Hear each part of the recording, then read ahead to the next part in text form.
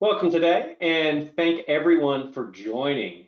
My name is Ryan Troup, and what we're going to be covering today, you can think of as a convergence of SAP as an application and cybersecurity, and a lot of those concepts and topics that many organizations are facing some challenges with. But more importantly, what we're going to do today is we're going to arm the audience with what you can do to protect yourself and your organization. With that, let's go ahead and take a look at today's agenda. Before we get into these topics, there are a couple housekeeping items I just wanted to mention.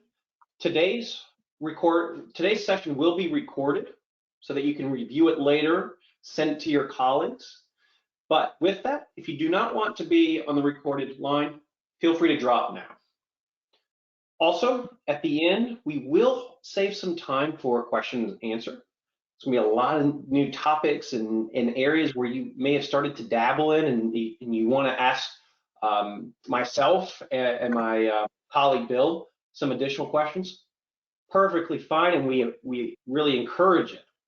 So to do so, in the GoToWebinar platform, just use the chat feature, and we'll make sure to answer those at the end or follow up afterwards.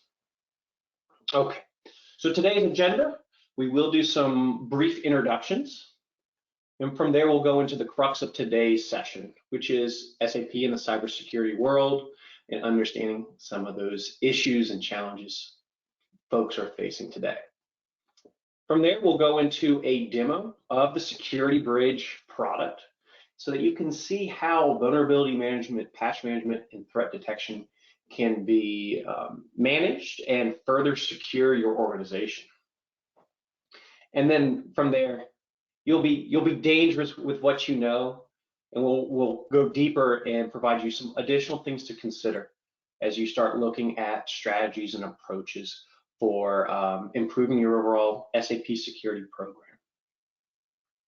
And then from there, we will save some time for closing remarks and to answer any of those questions that come through. With that, my name is Ryan Troup. I come to you from IBM Security. I've got about a decade experience in the SAP security space. That started off in roles and authorizations, then into governance, risk, and compliance and GRC services. And now as the security domain has grown and gotten more complex, a lot of work with clients and organizations in today's topic of threat management and in cybersecurity related to SAP. And with that, I'd like to introduce Bill Oliver from SecurityBridge. Bill, I'll let you do the honors. Thank you, Ryan. I'm a little older than Ryan. I've got closer to 20 years experience with SAP. I started out as a FICO consultant, first kid on the job, and they said, hey, go figure out this authorization concept, and I've been in Profile Generator and GRC ever since. Working here as a technical services director here at SecurityBridge. Really excited to show you a few great things that we've got coming down and what we're doing with this with IBM. Thank you, Ryan.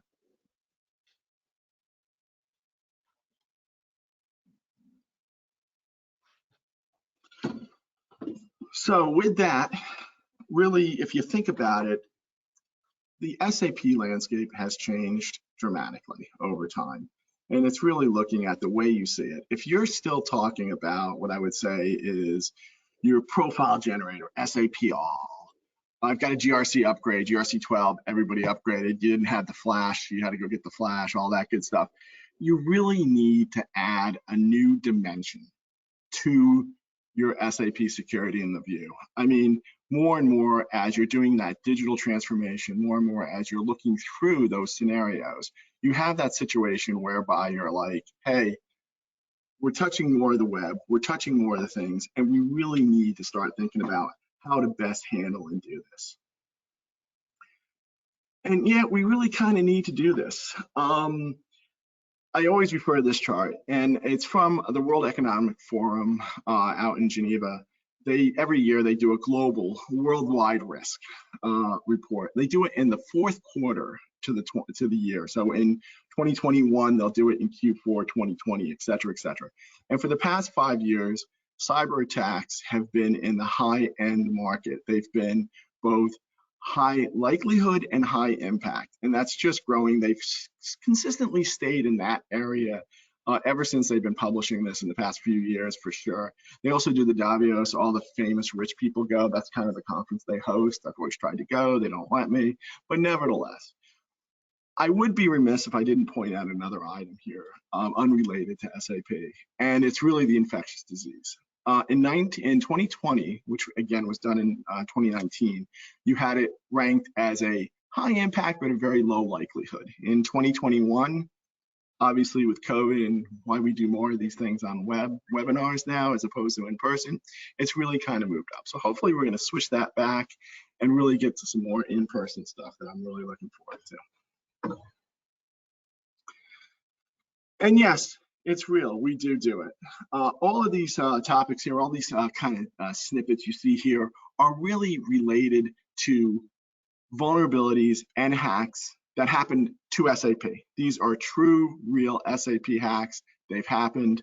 The Department of Homeland Security for the United States, the Cyber Security Infrastructure Security Agency, which is under HSF, is really kind of beefing up and kind of looking at these things and referencing more and more around scenarios that are coming in to SAP. And one of the things, for those who aren't familiar with it, the US government, defense, military, Department of Interior, NASA, all run SAP, and they've been running SAP for years. So it's really one of those things where they've been really trying to push and get more awareness to this.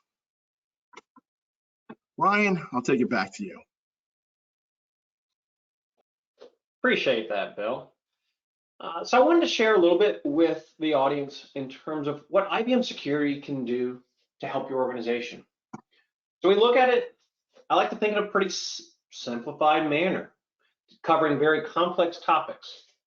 The way we look at it is with the experts from IBM Security, we work with organizations to first assess what are the risks. If you're not able to identify what risks are present, very difficult to go about a process of reducing and managing those risks.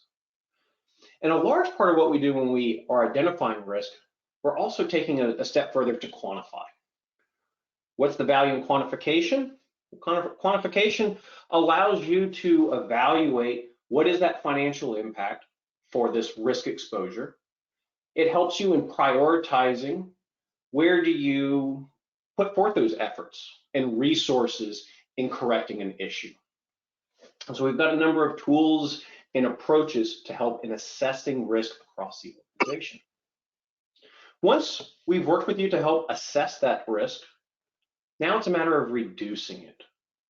There's a combination of services, such as our CISO services and assessment services, but also tooling like SecurityBridge, to be able to help in putting together a more robust security program.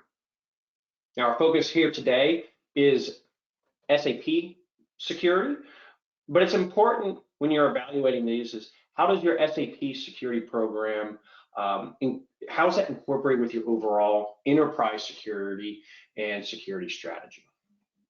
Also, another thing that we hit on with those roadmaps, we don't want to look at it in isolation.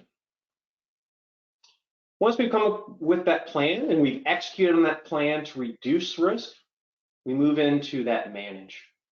We want to make sure that once you've gotten clean or on that path, that new challenges and new changes in the business don't take that off the rails.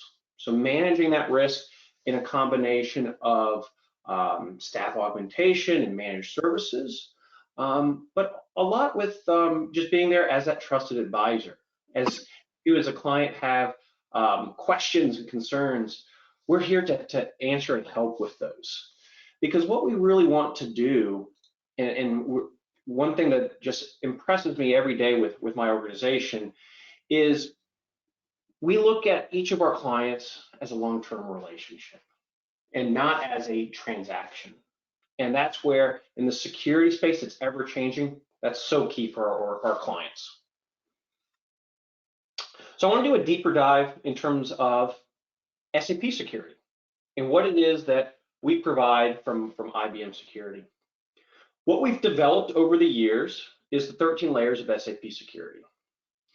And so you'll see from my previous comments and as well as Bill's, the 13 layers, well, that covers a lot more than just roles and authorizations and access management.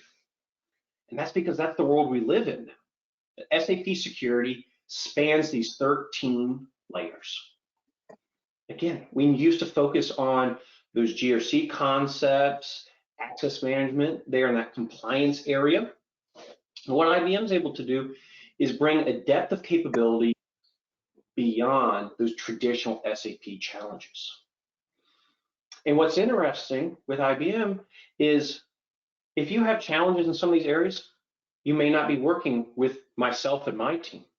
Let's say you're looking to migrate your on-prem SAP environment to a cloud hyperscaler. So you may have some questions and challenges with number 13 there, cloud security and hosting. Well, that's where I'm able to help you by bringing in my cloud security colleagues and putting you on the right journey and strategy for that. And the reason why this is so important is really to help address those new challenges that we see our clients across the globe facing. First and foremost, S/4HANA transformations, those unknowns in terms of what is going to change from a risk standpoint if I go to the cloud, or if I do a greenfield versus a brownfield, but also with the new technologies that organizations are going to be working with for the first time. This may be the first time that they are incorporating cloud applications, be it SAP products like Concur and Ariba, or non-SAP. There are new challenges and risks as they relate to SAP Fiori and how to control that. Fiori is a fantastic platform, especially if you're looking to extend capabilities outside of those traditional firewalls. Being able to interact and enable your business partners with real-time information and the ability to transact. So that with that capability and opportunity also comes other risk considerations. Similarly with data privacy, as that's evolving, new challenges from how do we retain and protect data for to be able to abide by GDPR, CCPA, and the likes. And then also a lot more interest and focus in the DevSecOps and the principles there. So incorporating custom code scanning into that software development lifecycle and working that in a way where the security is really being brought earlier on into that development process. So a lot to cover, but luckily what we're focusing on today is going to be primarily in that vulnerability management, infrastructure security, and network and communications.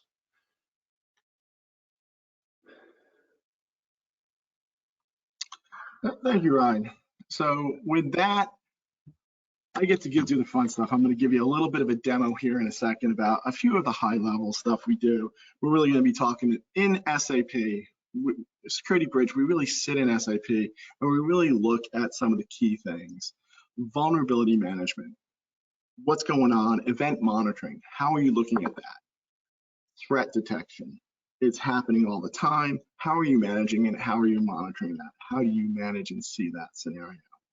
From that scenario there. Equally so, you look at patch management is one of the other ones that we're going to share a little bit with. We do a lot more, but those are the things I want to kind of cover today. So I'm going to flip over to SecurityBridge. Hopefully you're seeing a nice little SecurityBridge operations app right now. And I get to talk about a few things here today. One, we're going to be looking at really the event monitoring. And I'm going to click on that. And really what this does is it's really the intrusion detection system. Also talks about a lot of the things that are happening in your system. And we kind of do that through a series of listeners. And we have about 100 listeners or so. And we really go in and monitor each of your systems. In this case, we're sitting on a solution manager and then kind of broadcasting out and looking in, bringing data back in from all the other systems. But for the most part, you have a scenario where you're looking at, you can do it on other systems if you so desire. So coming up here, let's take a look at some of the anomalies. So really, we have this little dashboard here, and it kind of tells me about some of the possibly or probably bad things that are happening. And we know John Doe is doing a lot of good stuff there. We've got a lot of people doing generic critical data access, probably SE16 downloading a few things here and there, as well as we've got some events on SecurityBridge and a few other things. I'm gonna run back up here, take a look at the last 24 hours, and you'll see a nice little graph here. We're talking about some of the events, and we rank our events from very high to low to nominal, no event from a 1 to 10 scale here. Really looks good. So we can come up here, and you can see we got two things right here, often not very high in the last 24 hours, and I can go to the last week, so on and so forth. And we have a program flow can change, which basically means somebody used debugger. Really good stuff there. Let's take a little bit further look into this. We'll kind of click on this one here, come in, look at some of the details on this one. And you'll see, it looks like we have this user right here. Kind of went through, kind of triggered our listeners. As I said before, these are the triggers and the things that we're seeing. These are our listeners. 1009 was one of the key ones there. And really looked at the details and what we're looking at and kind of what happened. Now, another thing we have is to give you a little bit more of a background, a little bit more of an understanding of it. We have our knowledge base that we use here at SecurityBridge that really goes in and gives a little bit more of an explanation. I say more of an explanation I give to my boss in that scenario, really kind of understanding to let him know, hey, this is kind of why we're thinking about this. This is why we need to think about this. It also gives yourself, a lot of people, myself being a profile generator, PFCG kind of guy, security guy. I remember in the beginning learning some of this stuff. I found these things very useful, very useful. So really looking at that. You'll see through the scenario, the user logins and all that good stuff there. I'm going to come back here.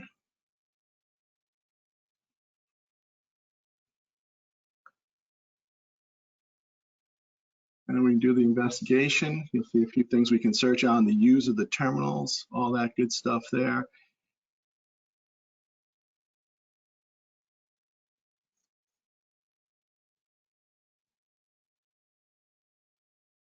As I pull through here. And again, you'll see the same thing here on the side screen. Now, one of the other things we get to do on this example here is really go look at the code. In this case, there was some changes done. So we're really going to get to take a look at really what happened. We did a search. That's our code browser. We have that right in there. You'll see some of that being also used for our code scan. And you'll see right here on line 49, really kind of the things that were done. So again, very helpful to kind of dig in and kind of understand and monitor what's happening and how that's happening in the scenario, really in that scenario. I'm going to pull out of this now and talk about our other Premier, and that's really the security and monitoring compliance. And with this one, we really talk about baselines. We have a lot of them, and this is more of what I would say that's static versus the one we saw earlier was dynamic. We're doing that scan every few minutes. In this case, we're kind of doing a standard, and we use the SecurityBridge standard here is the one we've done. And if you're familiar with the SAP security guidelines, I would say it's that. We definitely audit and monitor for that. Plus. Our CTO, Ivan Mons, has done just a great job looking at and kind of pulling in other things he likes to see. I add a few things. We've got years of experience in the security space that we just keep seeing more and more. We'd like to change a few things and kind of add it. So it's a great knowledge base, but we also have some other things. If you're doing payment card history, and you can set up all of these, some of these, none of these. You can also change some. Alex changed some, of course. So in that case, let's take a look at HANA, because if you're not on HANA, SAP is trying to get you on HANA. And in that scenario, you see we've got the 4 buckets: our authorization, data protection, identity access, and basis, of course. And you'll see the reds got to be fixed, the greens are are good, the blues are kind of an informational thing. For this scenario, I'll click on our password parameters, and again, looking at the SAP security baseline, kind of looking at the scenarios of what they should be and what you have set. You can go back to the knowledge base, give you some more information. In this case, I'm going to kind of click on one of the details here, and you'll see right here on the bottom, parameter details. I'm not sure if my mouse, you can see that. And you'll see what failed and what passed. And last used passwords, if you look at it here, its current value is 4, the default is 5. We configure that to 10. And again, obviously you can change that, but we really want to see and show, again, more and more in the security side of it. Minimum password length, we liked. Characters not included or should be included. We have a different from the default to what we see. And again, if you want to, you click on that knowledge base, give you a little bit more of an explanation on where that goes and how that looks. But again, one of these things where you're really starting to get to the scenario of how to go fix things. We're trying to give you that information that says, how do I go and fix this? What do I need to do to make that work? As opposed to saying, hey, you have an issue, go fix it. That's the key. So so here we monitored our intrusion detection, our event monitoring. Here we said, here's how you got to go clean some things up. We've got a few wonderful things here, but due to time, we're going to get to the last one here that I'm going to be able to look at today, and that's security patch management. Because we all know SAP pretty much fixes it. I mean, it might take them a while. There may be some other things out there, but they really do fix it. So in this case, we want to look at the security advisories that we have. And I'll start off here, and you'll see right here, I've got two systems, SB1 and SB2. SB2 production, you'll see the notes for security, we already know are behind. So it's hot news, it's the high notes, and then we won't get everything else. So in this case, I'll click on this, and this will take a second. So while I'm doing that, again, the key is to show which notes do I need, not just like, hey, put every note in. It's to see which notes you need. Equally so, it also shows the scenario on, going after it and kind of putting it in. It'll also actually download it to your system. It won't install it using S note. It will download these notes to your system, and you can see it just came up. And you can see I've got a few issues here. You'll see the note, the version, age, the CVSS score down here. It was prior to SAP doing a CVSS score. And then if it can be implemented in your system, as well as over here, some notes are not, and the note is something you have to do manually. So you can actually go in and change the status here. So if we go into this, you'll see a little bit more. I see a little bit more about that said note. In this case, you'll see up here, I'll come back to this in a minute, the SecurityBridge advisory and the SAP note, same one. I'll talk a little bit about that. Talk a little bit about the coding, valid for, part of maintenance, we think it should be done sooner, and then a little bit of where it is and what's going on here. And you'll see here, they checked it for both systems. SB2 is our production system, we're checking that. So that note has been downloaded, but not implemented unless you so desire. It has not been implemented at this time. So it really kind of shows you a little bit about that. And again, we can click here on the SecurityBridge advisor. And this takes you to our page where we actually talk a little bit more about this note. And it's an advisory. SAP calls it, we call it advisory, they call it a note for a lot of reasons. We keep that separate. A couple things here, you can actually read through it, go through the scenario, put it in PDF if you'd like, if so desire, because I know I've had bosses where they want that PDF.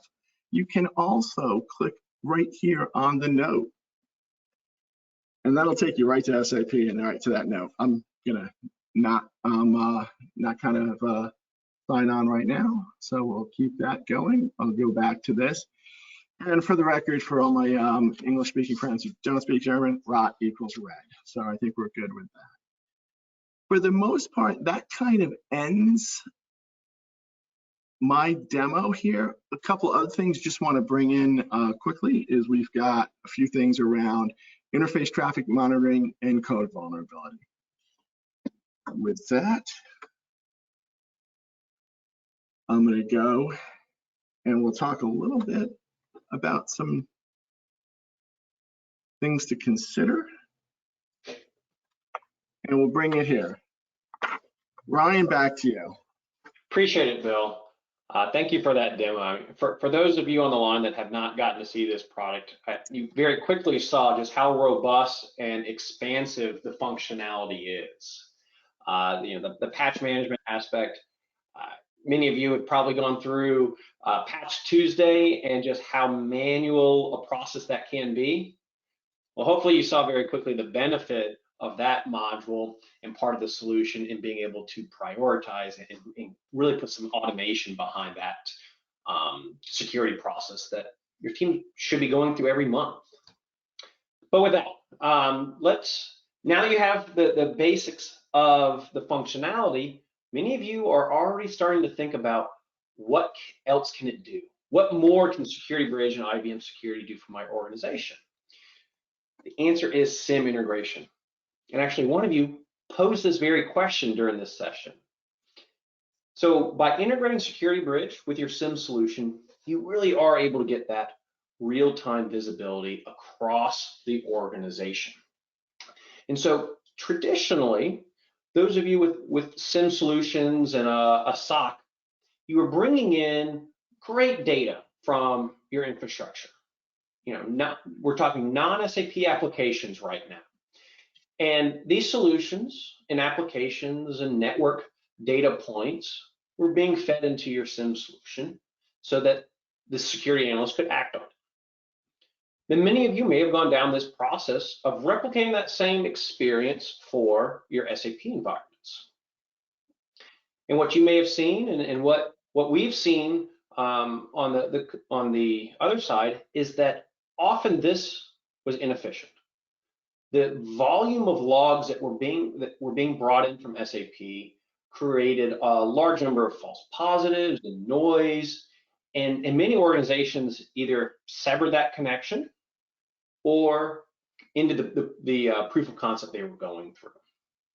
Well, here we are today, and what we have seen is SecurityBridge can be that application, that software that can reduce those false positives. It can interpret those SAP logs because it was made specifically for SAP, and then have that connected directly into your existing SIM solution to provide actionable information.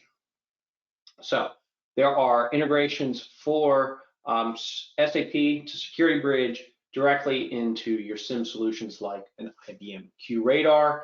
Out of the box, there's over 300 use cases that can be used to just really provide your security analyst and security team that larger single pane for the threats and vulnerabilities across the organization. With that, we'll go over a couple other things to consider. At this point, we've seen these headlines that system breaches are happening every day. What you don't always see in these articles and headlines is that behind the scenes, what application is being impacted. And what we've seen is more and more of these are SAP applications, and that they are becoming a notorious target. Why is that? Well, these external threat actors have identified that there's a lot of valuable intelligence in these ERP systems. And so what's at stake here is your reputation, is a big part of it. When I talk to clients, they'll look to me to help with the business case, something that I really enjoy doing with them. And I'll ask them, so what's at stake for you? And they'll run through, we're worried about regulatory fines, and we're worried about our IP being leaked. One thing that many organizations don't think about is the reputation aspect. How will our stakeholders, how will our customers take this? Or let's get more specific. How would my patients, if you're in healthcare, how would they take it if this were to happen? At the end of the day, lost data is not good for any organization out there.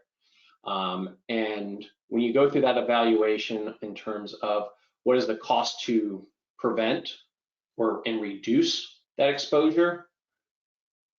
The cost benefit analysis, it always works in the favor of providing your organization with a tool like this. So for more details on SecurityBridge, we provided a couple of links there so that you can go deeper in it into the solution itself, as we weren't able to cover all of the key components. So in closing, I think most of you picked up on the theme that Bill and I both reiterated, and that is the SAP security space is ever growing and evolving. And that's why we wanted to do today's session on a topic that for many of you may be in its infancy in terms of how you're going about with the strategy. And for others, you may be further down that maturity path. But in this day and age, so many of my conversations quickly go down to that vulnerability threat management conversation. And with that, SecurityBridge and IBM Security, we are here to help. We really look forward to hearing from all of you as you're looking to progress your overall SAP security program. Perfect. So again, that brings us to the end of our session today. Really do appreciate everyone joining. And Bill, we do have a couple of questions. Sure, bring them up. All right. So the first one was about the SIM integration. So I believe we covered that pretty extensively, that you can see how SecurityBridge can plumb directly into your existing SIM solution and that investment. The next question is, what do you see as the main risk with user authorizations such as SAP All? The SAP All one, it's basically a tale as old as time, if you would. It really allows people to see everything. And it really gets you by, I mean, I can create the system, I can take the system down, but really some of those is now I can go and basically, if you're not paying attention, if you have the security audit log working, if you're not doing things like we're talking about, people can go turn things off, download data, upload data, create new users, put in code. There's a program in SAP that you can actually upload code directly into production. We recommend you turn it off, but if you've got SAP All, you can turn it back on, things of that nature. So there's just so much there. And it definitely always is such a situation where you don't have control of it. We had one situation where I had a client that they had SAP All, somebody turned off a few things, they were breached, and we're sitting in front of the CIO, and I had law enforcement next to me saying, can we get the logs? I'm like, no, because they turned it off. So again, the idea being is least privilege is the best. I understand, there's things like firefighter that can get you around that, but that would be my key. Yeah, no, completely agree. The idea of being able to circumvent those controls it's a scary reality, and the ability for that person with SAP All, if they've got the right know-how and expertise, to be able to really go back and cover their tracks there. Logging gets you a long ways, but SAP All has that ability to even put that at to turn that off and make it an invaluable source. True, but if you turn it off and you're monitoring, you can trigger when it's turned off. That's the key. So SAP All is bad. I'm not going to deny that, but if you're SAP All with not monitoring or not reviewing the logs, you're asking for a recipe for disaster. And most organizations still with that in production are probably getting a little tired of hearing their internal and external auditors report on that. True, by all means. Excellent. Okay. The next question we have is, what influence does compliance requirements such as DLP, SOX, etc., have on SAP security? A ton. I mean, what people are learning more and more, as the majority of organizations in the world are running SAP, more and more people are saying, hey, look, if you're looking at SOX, if you're looking at PII compliance, I actually have a client doing that right now, the scenario is, it's where the data is, it's where you're processing, it's where you're making those decisions. As so forth. Now, if you look at, as people are moving to HANA, as people are doing that digital transformation project, more and more of the data, more and more of the touch points, more and more of the decision points are sitting within SAP. So more and more of the controls, more and more of the SOCs, more and more you have to defend to your auditors. It's not like, oh, did somebody change the database password? Oh, can somebody do an OS command? Well, no. Hey, I can go download all your data using SE16 and I've got you. And if you're not monitoring, if you're not taking reasonable precautions for that, you're going to find yourself in a lot of trouble. Not only that, if you look at where hackers are going now, we had that slide earlier where everybody wants to break into SAP. It's just where the data is, right?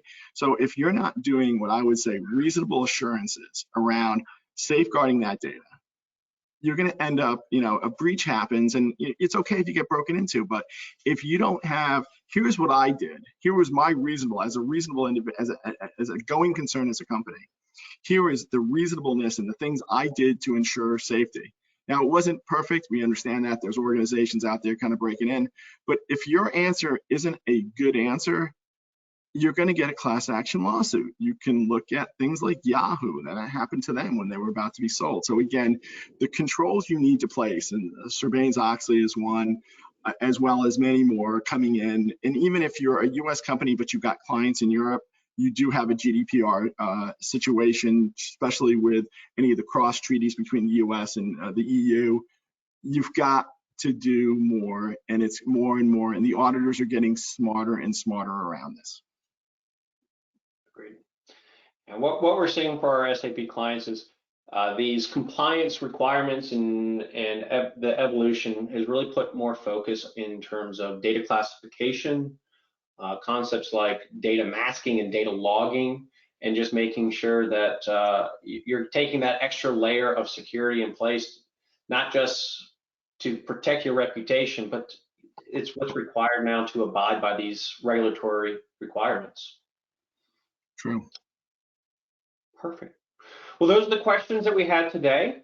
If the audience thinks of any others and would like to catch up and learn more, our contact details are there. Would love to hear from each of you. And with that, Bill, any parting words? No, I just thank everybody. Look forward to hopefully one day seeing everybody in person. Excellent. Thank you.